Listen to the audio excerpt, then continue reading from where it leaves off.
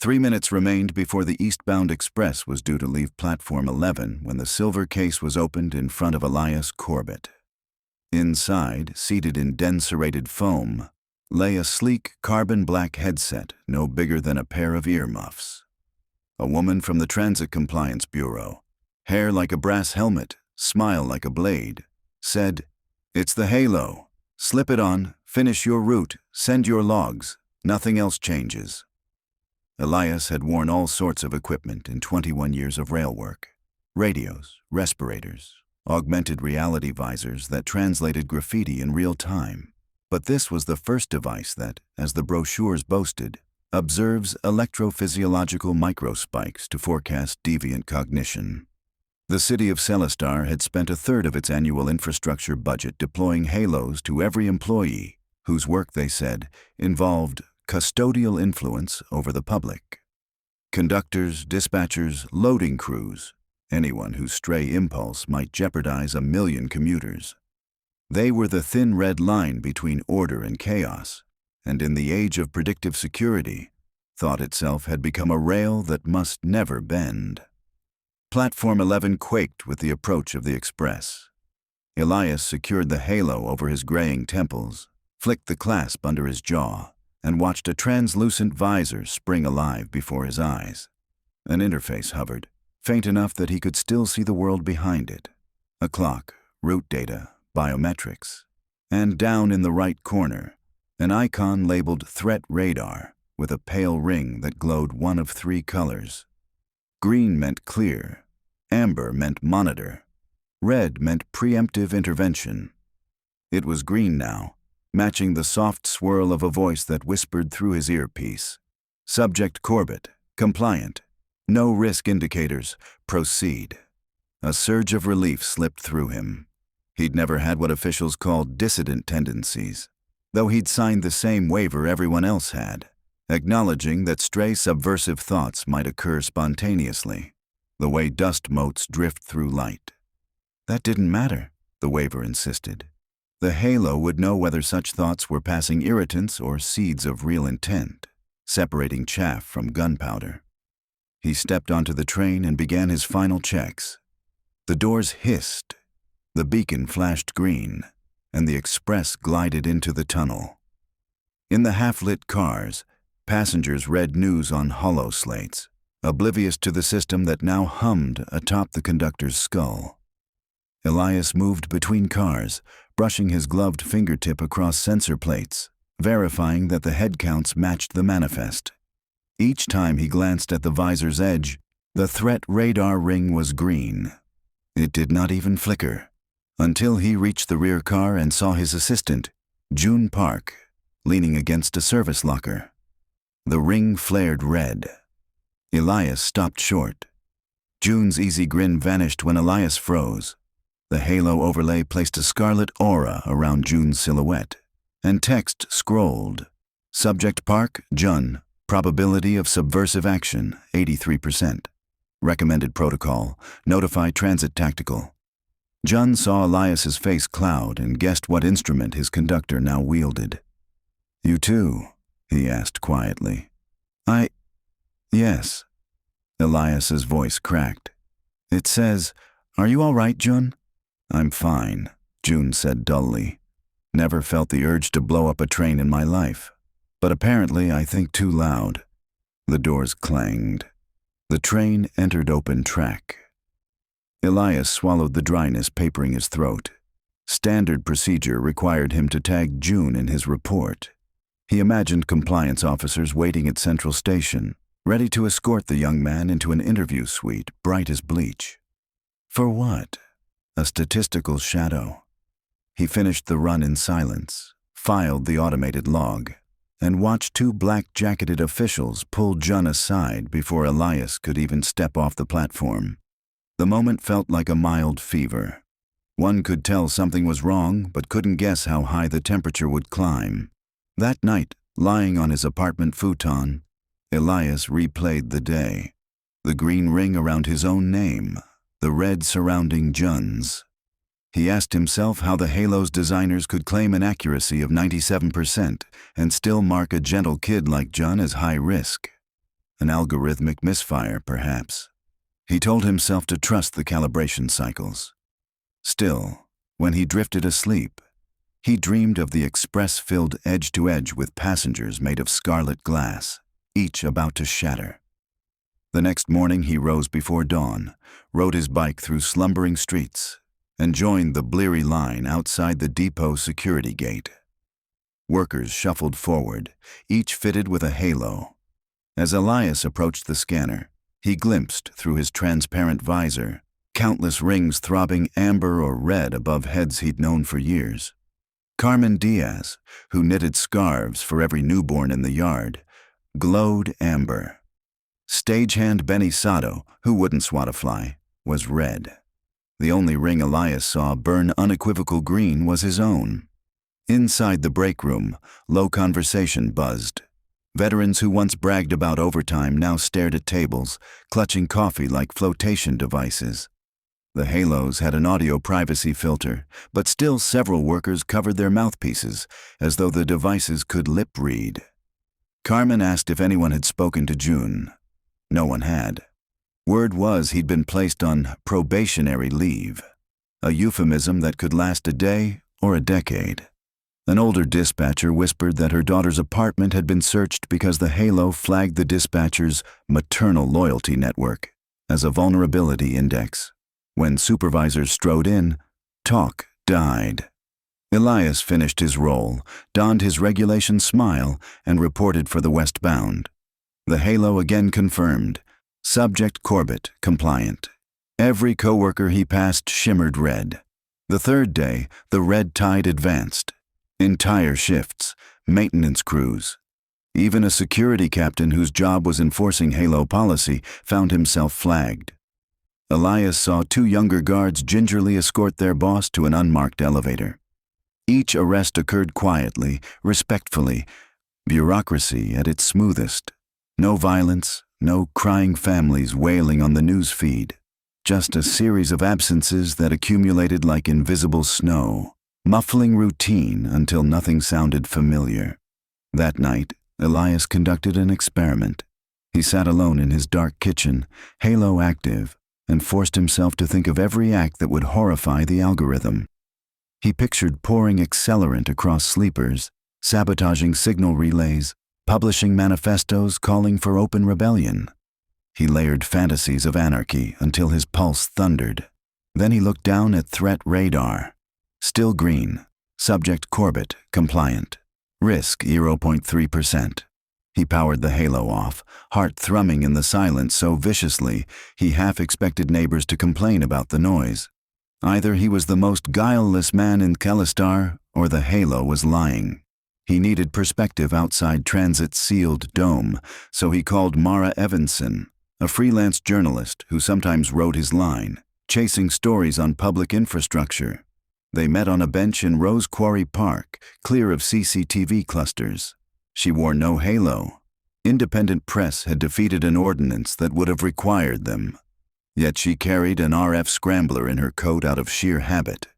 He told her what he'd witnessed. Everyone flagged, only himself spared. The flawless green that mocked his most violent imaginings. Mara listened without interrupting, pupils flicking like a Geiger counter. "You know I submitted a Freedom of Information petition last month," she said at last. "The city stonewalled me, but I got a sniff of the contractor behind Halo. A private defense outfit called Lucida Systems. Their pitch deck boasted an iterative target narrowing feature. What does that mean? Imagine you want to find dissidents hidden in a crowd. Rather than identify them directly, you train your tool on a control group you have already vetted. Then you tag anyone whose neural signature doesn't match that control." Elias's stomach turned. A control group, like me. Possibly. Somebody they believe is ideologically pure enough to define acceptable citizen. The halo isn't measuring who is dangerous. It's measuring who is different from its template. If you are the template, the system will never flag you. His mind raced through color-coded nights. Endless red halos swirling around faces, gradually removed from the workforce, leaving only him, the baseline, untouched. You're telling me they're purging everyone who doesn't think like the template. I'm telling you they can purge dissenters while claiming mathematical objectivity. The algorithm did it, not us. And if the template never sees red, he will trust the tech and keep driving the trains, providing a cloak of normalcy. Wind hissed over the grass. The city's skyline blinked affably in twilight. Elias tasted iron on his tongue. "Can we prove it?" he asked. Mara produced a flash shard no larger than a thumbnail. Encrypted logs, sideloaded by a friend in systems before they yanked his credentials. Shows the algorithm weights. It references something called prime operator, an anonymized neural map the system uses as green baseline. We need biometric metadata to match prime operator to a real human. You have that. Elias felt the park tilt. How? You work in transit. Maintenance badges access the same headwall servers the algorithm syncs to at shift's end. If you can copy the index while it uploads your Halo data tonight, we prove I'm the control. Then expose Lucida. Exactly. Fear, cold and exquisite, unfurled inside him. But the thought of another day watching decent workers vanish while the city applauded its own vigilance was worse. He agreed. That evening, after the 2245 local emptied at North Terminus, Elias requested a diagnostic upload for his Halo, a routine procedure. He signed out a maintenance badge from the Cheery Logistics kiosk. No person supervised the process. Everything was trust and traceability. He walked the gray corridor past humming transformers to Server Vault 5, a closet lined with fiber trunks and glass racks beating little blue hearts. The Halo's visor displayed its sync sequence. Neural stream buffering, 30%, 70%, completed. While it negotiated with the host, Elias slid Mara's shard into the server's peripheral slot. A tiny progress arc blossomed. Unknown payload secure. Extraction marker set. 12 seconds, 30, 40. Done. No klaxons shrieked. No iris scanners grew suspicious. He returned the badge, rode the elevator up, and pedaled home through streets washed in sodium glow, heartlight pounding so loudly the Halo's skull conduction mic might have mistaken it for artillery. At dawn, he met Mara in her cramped studio apartment surrounded by paper plants that never wilted. She jacked the shard into a code prism, streamed the data onto her wall display. Matrices scrolled, arrays of numbers, feature maps, stimulus vectors. At the bottom shimmered a string labeled Prime Op ID 7F3C A91B, followed by biometric hash seeds. Mara ran them through a federated search. A portrait popped. Elias Corbett, height 178 cm. Retinal SIG encoded the day he'd renewed his conductor credential. The algorithm's saint. He felt no vindication, only the nauseating sense of a houseguest discovering the basement full of bones. Mara pulled up correlation graphs. The Halo's risk engine used cosine similarity between each employee's recorded thought impulses and prime APA ID. Anything that drifted beyond 0.42 radians triggered red. Over the last 96 hours, 92% of staff exceeded that threshold. What they called thought crime prediction was simply difference from Elias. Worse, a memo flagged D-Day 2 weeks hence, authorizing Phase Delta comprehensive extraction. Names listed under Wave 1 matched many already suspended. Others were still on shift, unaware they had 12 days left. Phase Delta, Elias whispered. They're removing everyone with a mind of their own before the city council votes on the privatization deal. Empty the ranks, restaff with contracted labor, no unions, no collective bargaining, and zero ideological friction. Mara finished. She opened a live channel to several independent outlets, primed to blast evidence. Elias stopped her. We can't just leak files. People will call them fakes. Lucida will spin cyber-terrorist disinformation. What then? We show commuters, in real time. He sketched a plan. At 17:05, the main concourse hosted rush-hour crowds. If every Halo on shift simultaneously flipped its visor output from private view to public display, thousands would witness the mass red flagging once reserved for supervisors' eyes. The Transit Civic Board couldn't bury that many recordings. "I can push a firmware patch," Mara said. "Broadcast a debug overlay to all active halos." She worked the keyboard like a pianist chased by fire. "But I need root access to Transit's mesh."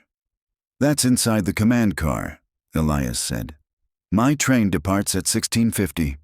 15 hours later, he stood in the cab of the northbound Crescendo, Mara hidden in the aft equipment compartment, laptop tethered through a cable snaked beneath conduit plates.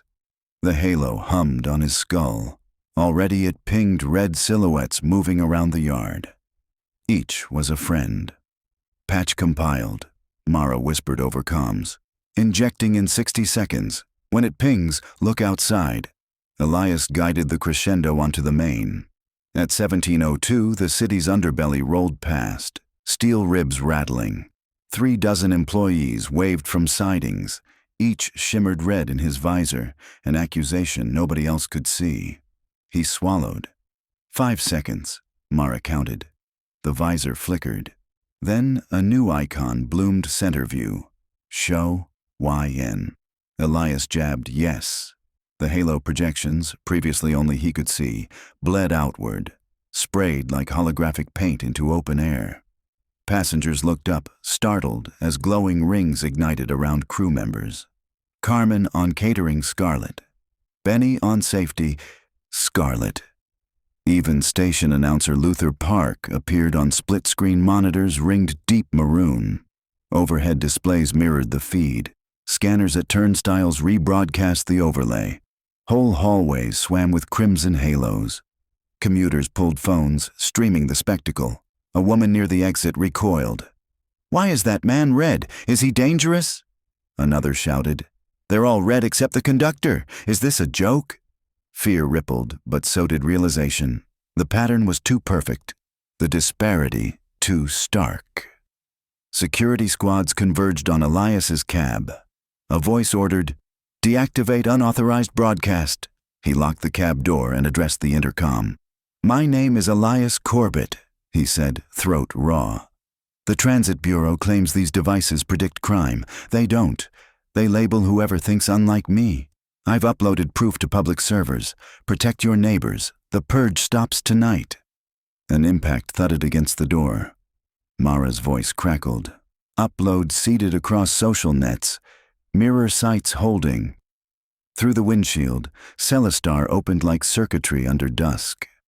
Sirens bloomed in the distance, but so did applause from platforms where workers realized what had been done to them. Some tore halos off and smashed them. Others simply removed them, dropped them into trash bins with the dignity of someone burying a cheating lover's letters. Within hours, city feeds overflowed. Leaked memos, logs, the graph showing Elias as prime OP. Council members demanded emergency hearings. Lucida Systems issued a statement blaming rogue firmware contamination. Too late. The narrative had escaped. Jun Park reappeared on a citizen livestream, eyes red but smiling. Carmen, Benny, Luther, all reinstated pending review. That night, thousands gathered outside Central Station, chanting, "No thought purge." The architecture thrummed as if the crowd itself powered the grid.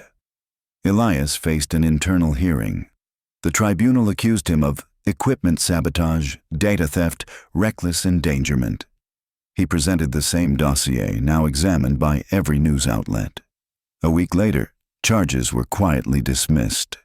The city suspended the Halo program until accuracy concerns addressed, and a civil inquiry convened to audit predictive policing tools across departments. Mara's article won international awards. She credited unnamed whistleblowers. Elias preferred it that way. Yet he couldn't enjoy vindication. Too many colleagues had lost days, reputations, peace of mind. Too easily had an algorithm used his unremarkable conscience as a cudgel. A month after the Crescendo incident, he stood again on Platform 11 for the evening express. Passengers boarded, offering cautious smiles. The city had banned biometric headsets for transit staff, at least provisionally, but change rarely travels the express lane. Surveillance engineers were already pitching replacements.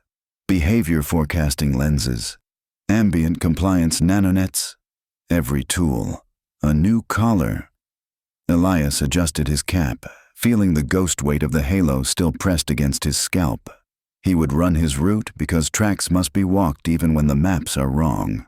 But he'd also carry a different equipment now. Vigilance sharpened by guilt, a private vow that no machine should ever be allowed to break what makes people different and call the fragments security.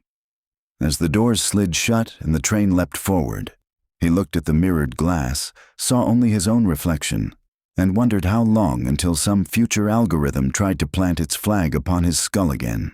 When it did, he told himself, he would remember the sound of gathered voices tearing halos apart like rotten fruit, and he would be ready.